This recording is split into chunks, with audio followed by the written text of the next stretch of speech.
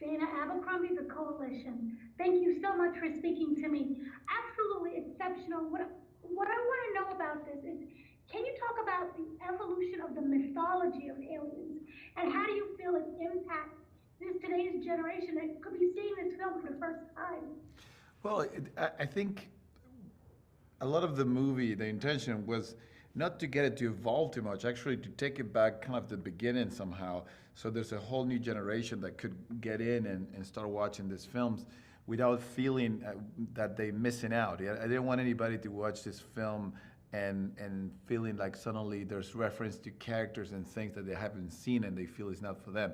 This movie is perfect entry point for anybody that hasn't seen any of them.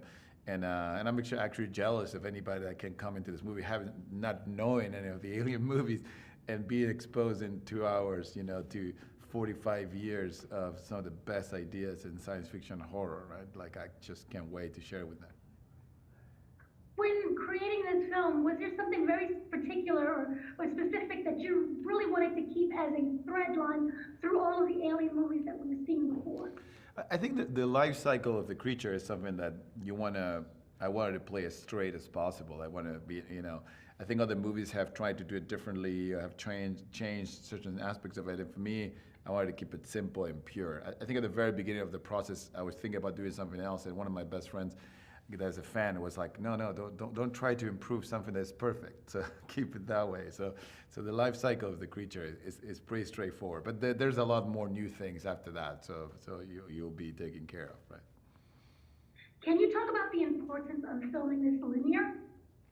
Yeah, I think it's just because ideally for me and the cast and everybody to be inspired while you're making the movie and make a better movie is try to treat the whole process of filmmaking not like a means to an end where, you're doing something that might not make a lot of sense today, but eventually once they put the CG, once they do this, like, or they cut it in the right order, it will make sense.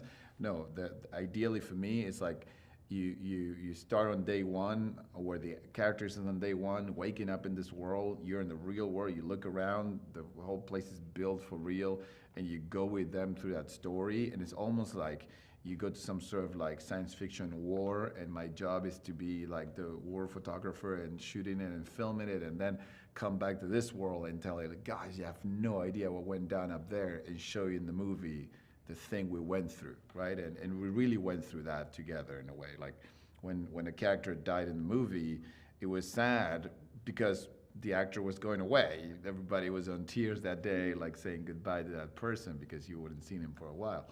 So I think it makes for a better experience for everybody involved in the film, and the characters also. You can see the characters growing in front of you as the story progresses. That actor is going through a journey himself or herself, and they change in based on the experience they're being exposed to in the story. So that I think make for very authentic performances.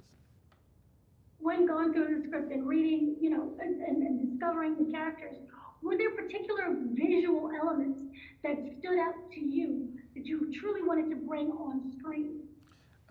Compared with you say in relation with the original film, you say?